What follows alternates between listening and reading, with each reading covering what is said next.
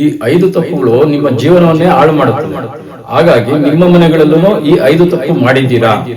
ನಿಮ್ಮ ಮನೆಯಲ್ಲಿ ಹಣದ ಸಮಸ್ಯೆನಾ, ಆರೋಗ್ಯದ ಸಮಸ್ಯೆ ಇದೆಯಾ, ನೆಮ್ಮದಿ ಇಲ್ಲದ ಬದುಕು ನಿಮ್ಮದಾಗಿದೆಯಾ?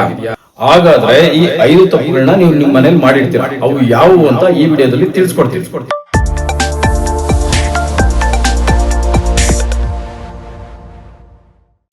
ನಮಸ್ಕಾರ ವೀಕ್ಷಕರೇ, ದೈವಾರಾಧನೆ ವಾಸ್ತು ಚಾನಲ್ಗೆ ಸ್ವಾಗತ.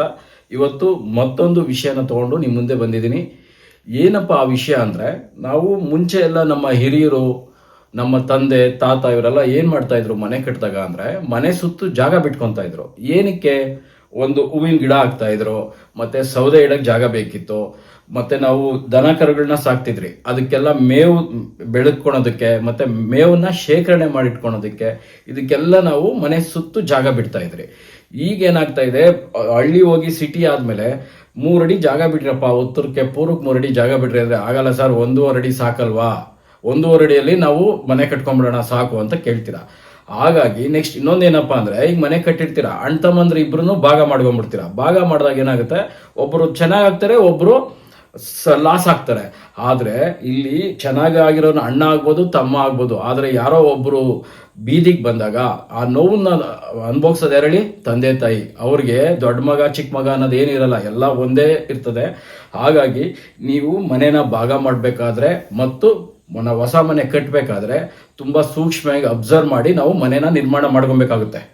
ನಮ್ಮ ಕಡೆ ಹಳ್ಳಿ ಭಾಷೆಯಲ್ಲಿ ಒಂದು ಮಾತು ಹೇಳ್ತಾರೆ. ಏನಪ್ಪಾ ಅಂದ್ರೆ, ಅಪ್ಪ ಅಮ್ಮ ಕಟ್ಟಿದ ಮನೆಯಲ್ಲಿ ನಾವು ತುಂಬಾ ಚೆನ್ನಾಗಿದ್ರಿ, ಆಮೇಲೆ ಭಾಗ ಆದ್ಮೇಲೆ ಒಬ್ರು ತುಂಬಾ ಚೆನ್ನಾಗಾಗ್ತಾರೆ, ಒಬ್ರು ಲಾಸ್ ಆಗ್ತಾರೆ.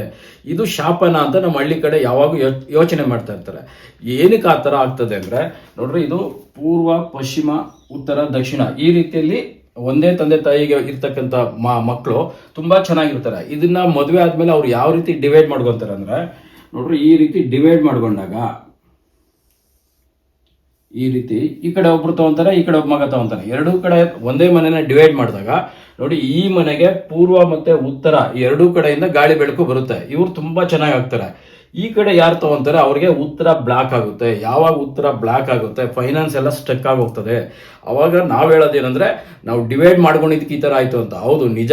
ಆದ್ರೆ ಈ ಮನೆಗೆ ನಾರ್ತ್ ಬ್ಲಾಕ್ ಆದ್ಮೇಲೆ ಫೈನಾನ್ಸ್ ಪೂರ್ತಿ ಸ್ಟಕ್. ಈ ಮನೇಲಿ ಇರ್ತಕ್ಕಂಥ ಮಗ ತುಂಬಾ ಚೆನ್ನಾಗಾಗ್ತಾನೆ. ನಮ್ ಕಡೆ ಹಳ್ಳಿ ಭಾಷೆಯಲ್ಲಿ ಹೇಳೋದಂದ್ರೆ, ಮನೆ ಡಿವೈಡ್ ಮಾಡಬಾರ್ದು ಅಂತ.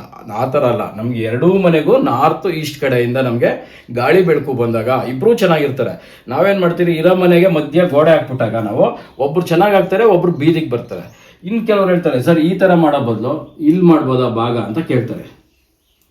ಈ ತರ ಮಾಡಿದಾಗ ನೋಡ್ರಿ, ಈ ಭಾಗ ಬಂದು ನಮ್ಗೆ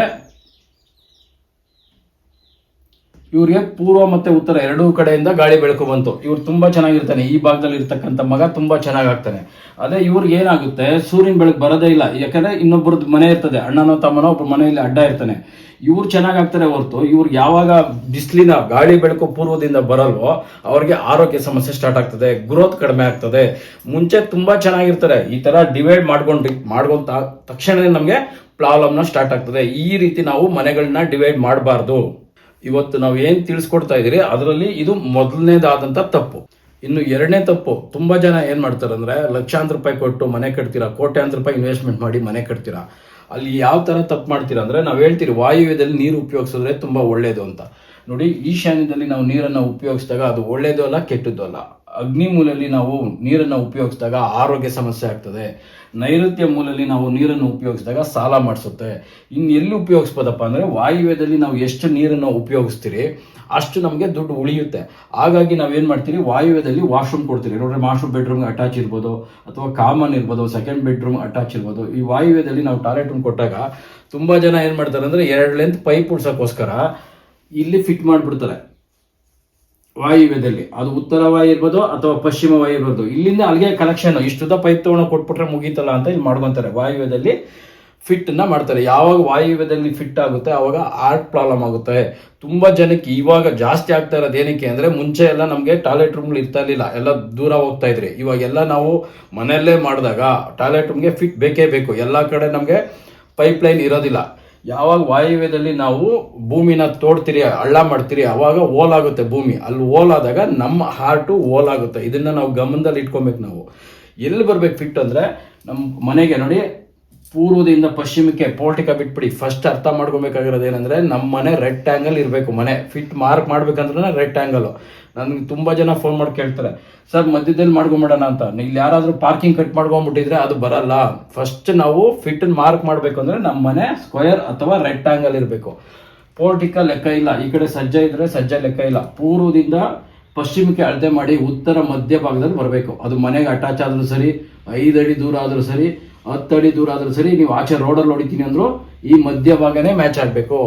ಸರ್ ನಮಗೆ ಉತ್ತರದಲ್ಲಿ ಜಾಗ ಇಲ್ಲ, ಏನ್ ಮಾಡೋದು ಅಂದಾಗ ಅವಾಗೂ ಅಷ್ಟೇ ಪೂರ್ವದಿಂದ ಪಶ್ಚಿಮಕ್ಕೆ ಲೆಕ್ಕ ತಗೊಂಡು, ಅಲ್ಲ ಉತ್ತರದಿಂದ ದಕ್ಷಿಣಕ್ಕೆ ಲೆಕ್ಕ ತಗೊಬೇಕು. ಪೋರ್ಟಿಕ ಲೆಕ್ಕ ಇರೋದಿಲ್ಲ.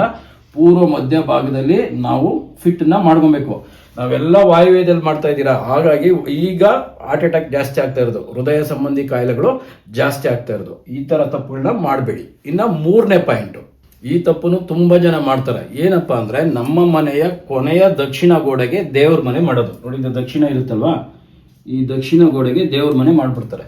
ಫಸ್ಟ್ ಒಂದು ಅರ್ಥ ಮಾಡ್ಕೊಳ್ಳಿ, ದಕ್ಷಿಣ ಗೋಡೆಯಲ್ಲಿ ಇಲ್ಲಿ ಯಮಧರ್ಮರಾಯ ಇರ್ತಾನೆ. ಹಾಗಾಗಿ ನಾವು ಇಲ್ಲಿ ಪೂಜೆ ಮಾಡಿದಾಗ ನಾವು ಯಮನಿಗೆ ಪೂಜೆ ಮಾಡ್ದಂಗಾಗುತ್ತೆ, ಸಾವನ್ನ ಕರೆದಂಗಾಗುತ್ತೆ. ಹಾಗಾಗಿ ಈ ದಕ್ಷಿಣ ಕೊನೆ ಗೋಡೆಗೆ ಟಚ್ ಇರಬಾರ್ದು ದೇವ್ರ ಮನೆ. ಅದು ಬಿಟ್ಟು ಬೇರೆ ರೀತಿ ನೋಡಿ, ಇಲ್ಲೊಂದು ಸ್ಟೋರ್ ರೂಮ್ ಮಾಡಿ ಪುಟ್ಟದು ಅಡಿಗೆ ಮನೆಗೋ ರೂಮ್ಗೋ ಏನಾದ್ರು ಕೊಟ್ಟು ಇಲ್ಲಿ ಮತ್ತೆ ದೇವ್ರ ಮನೆ ಮಾಡ್ಬೋದು. ಆದ್ರೆ ಈ ದಕ್ಷಿಣ ಗೋಡೆಗೆ ಕೊನೆಗೆ ನಾವು ದೇವ್ರ ಮನೆನ ಮಾಡಬಾರ್ದು. ಸ್ವಲ್ಪ ಮುಂದಕ್ಕೆ ತಗೊಂಡು ಏನಾದರೂ ಕ್ರಿಯೇಟ್ ಮಾಡಿ ಇಲ್ಲಿ ಮಾಡಿದಾಗ ನಮಗೆ ಮಾಡ್ಬೋದು. ಇಲ್ಲಿ ಕೆಲವ್ರು ಮಾಡ್ತಾರೆ, ಉತ್ತರಕ್ಕೆ ದೇವ್ರ ಮನೆ ಬಾಗಿಲನ್ನ ಕೊಟ್ಬಿಟ್ಟು ಇಲ್ಲಿ ಮಾಡ್ತಾರೆ. ಅವ್ರು ಕೇಳ್ತಾರೆ, ಸರ್ ದಕ್ಷಿಣಕ್ಕೆ ಮುಖ ಮಾಡಿ ಪೂಜೆ ಮಾಡಬಾರ್ದಲ್ವಾ ಅಂತ. ದಕ್ಷಿಣ ಅಂದ್ರೆ ನಮ್ಮ ಮನೆಯ ಕೊನೆಯ ಭಾಗ, ಕೊನೆಯ ವಾಲ್ ಗೋಡೆ ಏನಿರುತ್ತೆ ಅಲ್ಲಿ ದೇವ್ರ ಮನೆ ಮಾಡ್ತೀರಾ, ಇದು ಅಷ್ಟೇ ತಪ್ಪು. ಇದನ್ನ ಮಾಡಬೇಡಿ. ಇನ್ನು 4ನೇ ಪಾಯಿಂಟ್ ಏನಪ್ಪಾ ಅಂದ್ರೆ ನೋಡ್ರಿ, ನಾರ್ತ್ ಈಸ್ಟ್ ಕಾರ್ನರ್ ಕಟ್ ಮಾಡಿ ಕಾರ್ ಪಾರ್ಕಿಂಗ್ ಮಾಡೋದು. ಮೊದಲನೇದು ಅರ್ಥ ಮಾಡ್ಕೊಳ್ಳಿ, ದೇವ ಮೂಲೆಯಲ್ಲಿ ಒಂದು ಸಾಸಿವೆ ಕಾಳಷ್ಟು ಭಾರ ಬೀಳಬಾರ್ದು. ಅದರಲ್ಲಿ ನಾವೇನು ಮಾಡ್ತೀರಿ, 3 ರಿಂದ 4 ಟನ್ನು 5 ಟನ್ನು 6 ಟನ್ನು ಅಂದರೆ 6000 kg ಇರ್ತಕ್ಕಂಥ ಕಾರ್ಗಳನ್ನ ತೊಗೊಂಬಂದು ಯಾವಾಗ ನಾವು ಈಶಾನ್ಯದಲ್ಲಿ ನಿಲ್ಲಿಸ್ತೀರಿ. ಫಸ್ಟ್ ಈಶಾನ್ಯದಲ್ಲಿ ಭಾರ ಬಿದ್ದಾಗ ಮನೆ ಯಜಮಾನ, ಮನೆಯ ಗಂಡು ಮಗ, ಮೊದಲನೇ ಮಗ, ಇವ್ರಿಗೆ ಮೈಂಡ್ ಬ್ಲಾಕ್ ಆಗುತ್ತೆ. ಅವ್ರಿಗೆ ತಲೆ ಓಡಲ್ಲ. ಯಾವ ರೀತಿ ಸಂಪಾದನೆ ಮಾಡಬೇಕು, ಯಾವ ರೀತಿ ಬದುಕಬೇಕು, ಏನು ಮಾಡಬೇಕು ಅನ್ನೋದು ಅವ್ರಿಗೆ ತಲೆ ಓಡಲ್ಲ. ಮನೆ ಯಜಮಾನನಿಗೆ ತಲೆ ಓಡಿಲ್ಲ ಅಂದಮೇಲೆ ಆ ಸಂಸಾರ ಹೆಂಗಿರುತ್ತೆ ಅಂತ ನೀವೇ ಯೋಚನೆ ಮಾಡಿ. ಮತ್ತೆ ನಮಗೆ ಯಾವಾಗ ನಾವು ಪಾರ್ಕಿಂಗ್ ಮಾಡ್ತೀರಿ ನೋಡಿ, ದೇವ ಮೂಲೆ ಕಟ್ಟಾಗುತ್ತೆ. ಯಾವಾಗ ದೇವ ಮೂಲೆ ಕಟ್ಟಾಗುತ್ತೆ ಆವಾಗ ಆ ಮನೆಯಲ್ಲಿ ಮನೆ ಯಜಮಾನ, ನಾನು ಆಗ್ಲೇ ಹೇಳ್ದಂಗೆ ದುಡಿಯೋದಕ್ಕಾಗಲ್ಲ. ಅದೃಷ್ಟ ಚೆನ್ನಾಗಿದ್ರೆ ಗಂಡು ಹೆಣ್ಣಾಗಿ ಪರಿವರ್ತನೆ ಆಗ್ತಾನೆ ಅಂತ, ಅಂದ್ರೆ ದುಡಿಯೋದಕ್ಕಾಗಲ್ಲ ಅಂತ. ಯಾವಾಗ ಈಶಾನ್ಯ ಕಟ್ಟಾದಾಗ ಅಥವಾ ಜೀವಕ್ಕೆ ತೊಂದರೆ ಆಗಂತ ಚಾನ್ಸಸ್ ಜಾಸ್ತಿ ಇರುತ್ತೆ ಮನೆ ಯಜಮಾನ ಮತ್ತೆ ಮನೆಯ ಗಂಡು ಮಕ್ಕಳಿಗೆ. ನೋಡಿ ಇದು ಯಾವಾಗ ಕಟ್ಟಾಗುತ್ತೆ, ಅಗ್ನಿ ಮೂಲೆ ಮುಂದೆ ಬರುತ್ತೆ. ಈ ಅಗ್ನಿ ಮೂಲೆ ಮುಂದೆ ಬಂದಾಗ ನಮಗೆ ಇದು ಹೆಣ್ಣು ಮಕ್ಕಳ ಜಾಗ. ಹೆಣ್ಣು ಮಕ್ಕಳು ಮನೇನ ನಡೆಸ್ಬೇಕು ಅಂತ ಹೇಳುತ್ತೆ. ಹೆಣ್ಣು ಮಕ್ಳು ಯಾವಾಗ ನಡೆಸ್ತಾರೆ ಮನೇನ ಅಂದಾಗ, ಗಂಡು ನಡ್ಸಕ್ ಆಗಿಲ್ಲ ಅಂದ್ರೆ ಅಥವಾ ಗಂಡು ಆ ಮನೇಲಿ ಇಲ್ಲ ಅಂದಾಗ ಹೆಣ್ಣು ಮಕ್ಕಳು ಮನೆ ಯಜಮಾನಿಕೆನ ತಗೊಳೋದು. ಈ ಎರಡೂ ತಪ್ಪು ನಾವು ಈಶಾನ್ಯ ಕಟ್ಟಾದಾಗ ಇದಾಗ್ತದೆ. ಇದಾದ್ಮೇಲೆ ಮತ್ತೆ ಏನಾಗ್ತದೆ, ಈಶಾನ್ಯ ಕಟ್ಟಾದಾಗ ಯಾವುದಾದ್ರೂ ಒಂದು ಕೋರ್ಟ್ ಕೇಸ್ ಇದ್ದೇ ಇರ್ತದೆ. ನೀವು ಇದನ್ನ ಕ್ಲಿಯರ್ ಮಾಡೋ ತನಕ ನಿಮ್ಮ ಕೇಸ್ಗಳು ಕ್ಲಿಯರ್ ಆಗಲ್ಲ. ಅದಾದ್ಮೇಲೆ ಇಲ್ಲಿ ಹಣಕಾಸಿನ ಸಮಸ್ಯೆ ಸ್ಟಾರ್ಟ್ ಆಗ್ತದೆ. ಈಶಾನ್ಯ ಮೂಲೆ ಕಟ್ಟಾದಾಗ ಆ ಮನೆಯಲ್ಲಿ ಬಂಗಾರ ನಿಲ್ಲಲ್ಲ, ಎಲ್ಲ ಅಡ ಇಡ್ತಾ ಇರ್ತೀರ. ಯಾವ್ದಾದ್ರು ಫಂಕ್ಷನ್ ಆಯ್ತು ಅಂದ್ರೆ ಪಕ್ಕದ ಮನೆಯವ್ರ ಹತ್ರನೋ ಫ್ರೆಂಡ್ಸ್ ಹತ್ರಲ್ಲೋ ನಾವು ಕಾಡಿ ಬೇಡಿ ಈಸ್ಕೊಂಡು ಆ ಮದುವೆ ಮುಗಿಸ್ಕೊಂಡು ಬಂದ ತಕ್ಷಣ ನಾವು ಕೊಡ್ಬೇಕಾಗುತ್ತೆ. ಈಶಾನ್ಯ ಕಟ್ಟಾಯ್ತು ಅಂದ್ರೆ ಟೋಟಲಿ ಆ ಮನೆ ಫೈಲೂರ್ ಆಗ್ಬಿಡುತ್ತೆ. ಇನ್ನ 5ನೇ ಪಾಯಿಂಟು, ನಾವು ಮಾಡೋ ತಪ್ಪುಗಳು ಏನ್ ಮಾಡ್ತಾ ಇರ್ತೀವಿ ಅಂತ. ಮನೆಯ ಮುಂದೆ ಈಶಾನ್ಯದಲ್ಲಿ ತುಳಸಿ ಕಟ್ಟೆ ಇಟ್ಬಿಡೋದು. ಅದು ಪೂರ್ವ ಈಶಾನ್ಯ ಆಗ್ಬೋದು, ಉತ್ತರ ಈಶಾನ್ಯ ಆಗ್ಬೋದು. ನೋಡಿ ತುಳಸಿ ಕಟ್ಟೆನ ಯಾವತ್ತಿದ್ರೂ ದಕ್ಷಿಣ ಅಥವಾ ಪಶ್ಚಿಮದಲ್ಲಿಡಬೇಕು. ಪೂರ್ವ ಮಧ್ಯ ಭಾಗದಲ್ಲಿಟ್ಟರೆ ಗ್ರೋತು ಆರೋಗ್ಯ ಸಮಸ್ಯೆ ಆಗ್ತದೆ. ಉತ್ತರ ಮಧ್ಯ ಭಾಗದಲ್ಲಿಟ್ಟಾಗ ಹಣಕಾಸಿನ ಸಮಸ್ಯೆ ಉಂಟಾಗ್ತದೆ. ಈಶಾನ್ಯದಲ್ಲಿಟ್ಟಾಗ ಮನೆ ಯಜಮಾನನಿಗೆ, ಮನೆಯ ಗಂಡು ಮಕ್ಕಳಿಗೆ ತೊಂದರೆ ಆಗ್ತದೆ. ಸರ್ ನಮ್ಮ ಮನೆಯಲ್ಲಿ ಗಂಡು ಮಕ್ಕಳಿಲ್ಲ ಹೆಣ್ಮಕ್ಳೇ ಇರೋದು ಅಂದರೆ ಅಳಿಯಂದ್ರು ಮಗ ಆಗಿ ಕನ್ವರ್ಟ್ ಆಗ್ತಾನೆ. ಆಗ ಅಳಿಯಂದ್ರಿಗೆ ತೊಂದರೆ ಆಗ್ತದೆ, ಗ್ರೋತ್ ಇರೋದಿಲ್ಲ, ವಿದ್ಯಾಭ್ಯಾಸದಲ್ಲಿ ಹಿಂದೆ ಉಳಿತಾರೆ ನಮ್ಮ ಮಕ್ಕಳು. ಯಾವುದೇ ಕಾರಣಕ್ಕೂ ಈಶಾನ್ಯದಲ್ಲಿ ಇಡಬೇಡಿ. ಸರ್ ನಮಗೆ ದಕ್ಷಿಣ ಪಶ್ಚಿಮದಲ್ಲಿ ಜಾಗ ಇಲ್ಲ ಅಂದಾಗ ನೋಡಿ, ಈ ಅಗ್ನಿ ಮೂಲೆಯಲ್ಲಿ ಇಡಿ. ಅಗ್ನಿ ಮೂಲೆ ಬಂದು ಇದು ಪೂರ್ವನೂ ಆಗುತ್ತೆ, ದಕ್ಷಿಣನೂ ಆಗುತ್ತೆ. ಇದಕ್ಕಿಂತ ಇದು ಬೆಟರ್. ಇದು ಅಷ್ಟೇ, ವಾಯುವ್ಯದಲ್ಲಿಟ್ಟಾಗ ಇದು ಉತ್ತರನೂ ಆಗುತ್ತೆ, ಪಶ್ಚಿಮನೂ ಆಗುತ್ತೆ. ಇಲ್ಲಿಡೋದಕ್ಕಿಂತ ಈಶಾನ್ಯ, ಉತ್ತರ ಮಧ್ಯ ಭಾಗ, ಪೂರ್ವ ಮಧ್ಯ ಭಾಗದಕ್ಕಿಂತ ದಕ್ಷಿಣ ಅಥವಾ ಪಶ್ಚಿಮದಲ್ಲಿ ನಮಗೆ ತುಳಸಿ ಕಟ್ಟೆ ಇಡೋಕ್ಕೆ ತುಂಬ ಶ್ರೇಷ್ಠವಾದಂಥ ಜಾಗ. ಇದು ಆದಮೇಲೆ ಎಲ್ಲರೂ ಮನೆ ಮುಂದೆ ಇದು ಮಾಡೇ ಮಾಡ್ತಾರೆ. ನಾನು ಯಾವುದಾದ್ರೂ ಸೈಟ್ ವಿಸಿಟಿಂಗ್ ಹೋದಾಗ ನೋಡ್ತಾ ಇರ್ತೀನಿ, ಅವರು ಯಾವ ರೀತಿ ಎಲ್ಲಿ ಸ್ಲಿಪ್ಪರ್ ಬಿಡ್ತಾರೆ ಅಂತ.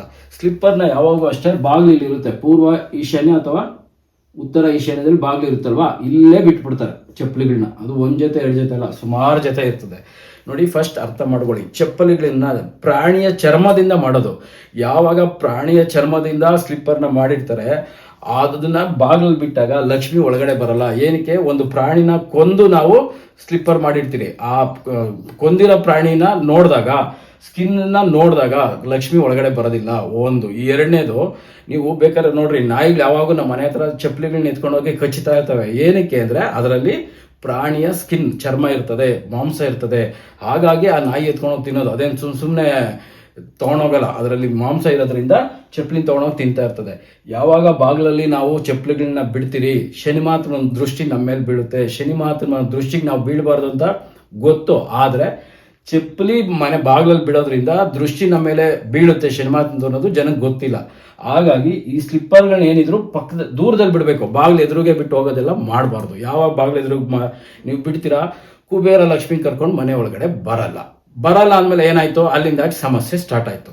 ಸರ್, ನಮ್ಮ ಹತ್ರ ಇರೋದು ಜಾಗ ತುಂಬ ಕಡಿಮೆ, ಬಾಡಿಗೆ ಮನೇಲಿ ಇದ್ದೀರಿ, ಚಪ್ಪಲಿ ಬಿಡೋಕ್ಕೆ ಜಾಗ ಇಲ್ಲ ಅಂದಾಗ ಏನು ಮಾಡಬೇಕು, ಇಲ್ಲೇ ಇಟ್ಕೊಳ್ಳಿ. ಸ್ಲಿಪ್ಪರ್ ಸ್ಟ್ಯಾಂಡ್ ಇರಬೇಕು, ಅದನ್ನು ಮುಚ್ಚಬೇಕು, ಕಾಣಬಾರ್ದು. ಬರೋರಿಗೆಲ್ಲ ಬರ್ತಕ್ಕಂಥ ಎನರ್ಜಿಗೆ ಸ್ಲಿಪ್ಪರ್ ಕಾಣ್ದಿರೋ ಥರ ಕ್ಲೋಸ್ ಮಾಡಿ ಇಟ್ಕೊಳ್ಳಿ. ಆವಾಗ ಅದು ಎನರ್ಜಿ ಬರ್ತದೆ.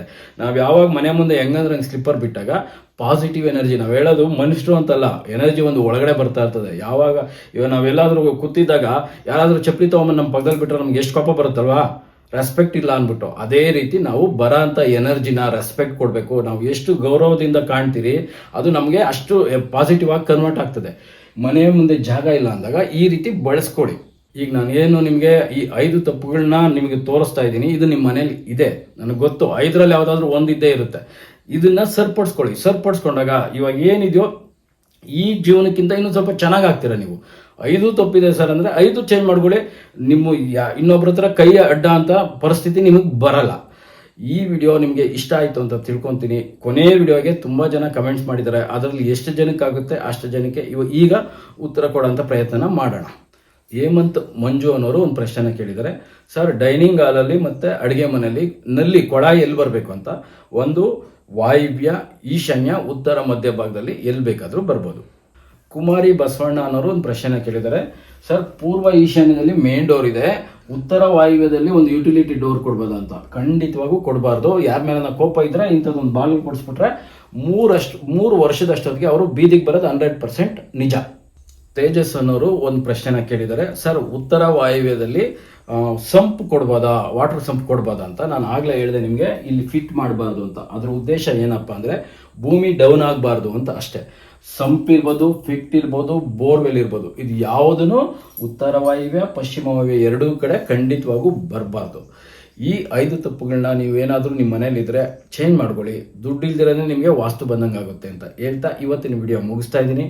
ಈ ವಿಡಿಯೋದಲ್ಲಿ ನಿಮಗೇನಾದರೂ ಇಷ್ಟ ಆದರೆ ಲೈಕ್ ಮಾಡಿ, ನಿಮ್ಮ ವಾಟ್ಸಪ್ ಸ್ಟೇಟಸಲ್ಲಿ ಮತ್ತು ಫೇಸ್ಬುಕ್ಗಳಲ್ಲಿ ಶೇರ್ ಮಾಡಿ ಅಂತ ಹೇಳ್ತಾ, ಮೊನ್ನೆ ನನಗೊಬ್ಬರು ಫೋನ್ ಮಾಡಿದರು, ದೇವನಹಳ್ಳಿ ಹತ್ರ ಒಂದು ಅಗಲಗುರ್ಕಿ ಅಂತ. ಅವ್ರು ಹೇಳಿದ್ರು, ಸರ್, ನನಗೆ ಸೀನಾಡವ್ರು ನಿಮ್ಮ ನಂಬರ್ ಕೊಟ್ಟಿದ್ರು, ಮೊನ್ನೆ ಹೋದ ವಾರದಲ್ಲಿ ಕೊಟ್ಟಿದ್ರು, ನಿಮ್ಮನ್ನು ಕರೆಸಿ ಮನೆ ತೋರಿಸಿ ಅಂತ. ನಾನು ಗಮನ ಕೊಟ್ಟಿರಲಿಲ್ಲ.